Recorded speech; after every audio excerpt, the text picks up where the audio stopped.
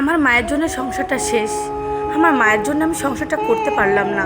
মা আমার ভাগ কাউকে দিতে চায় না। এই ভিডিওটা প্রতিটা ছেলে দেখা উচিত। আমার বউকে আমার মা পছন্দ করে নিয়ে আসেন। মায়ের পছন্দ হলেও সে আমার বউ।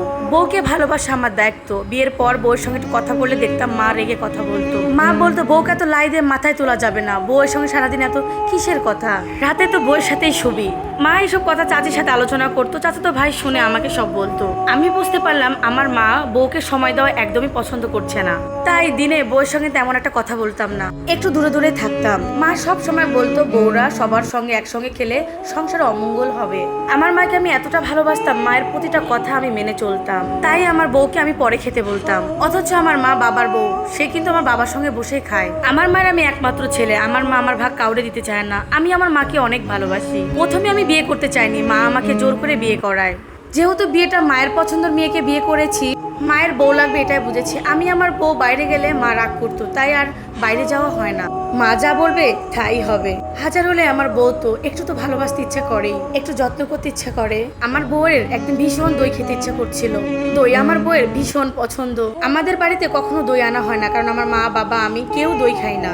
তো সেদিন রাতে আমার বউয়ের জন্য একটা দই নিয়ে আমি আসি। দই আনা দেখে আমার মা ভীষণ রাগ করলো, চেঁচামেচি করে বাড়ির মাথায় তুলে ফেললো। আর বলতে লাগলো আমি নাকি বউকে মাথায় তুলছি, আমি নাকি বউকে পাওয়ার দিচ্ছি, আমি নাকি মাকে ভালোবাসি না, মাকে পর করে দিয়েছি। এভাবে এক এক দিন যাচ্ছিল।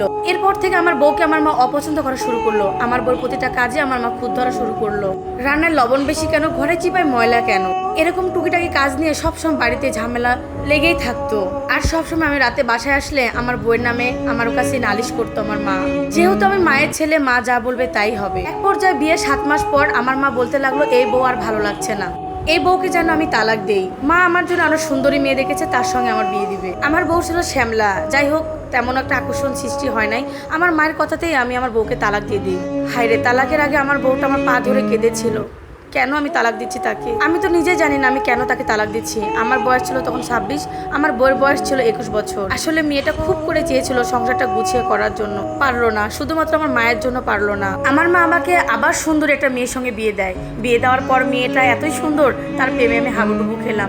তার কিছুদিন পরও আবার আমার মা বলল এর সঙ্গে আমার সংসারটা করা যাবে না, মেয়েটা নাকি ভালো না। কিন্তু মেয়েটাকে আমি এত পরিমাণ ভালোবাসি, তাকে আমি ছাড়তে পারলাম না।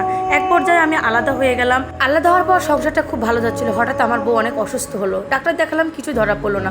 কবিরাজ বললো আমার বউকে নাকি বান মারা হয়েছে। আমার বউটাকে আর বাঁচাতে পারলাম না। আমি জানি না আমার বউটা কেন মারা গেল। আসলে সত্যি কি তাকে বান মারা হয়েছিল? এত কিছুর পর এতটুকুই বুঝতে পেরেছি, আমার মা কখনো চায় না আমার মাকে ছাড়া বউকে আমি ভালোবাসি। আমি মাকেও ভালোবাসতাম, আমি বউকেও ভালোবাসতাম, কিন্তু আমার মা চাইতো আমি সব সময় আমি মাকে ভালোবাসি আর আমার বউকে আমি অবহেলা করি। আমি প্রথম বউয়ের সাথে যে অন্যায়টা করেছিলাম, হয়তোবা তার শাস্তি পেলাম।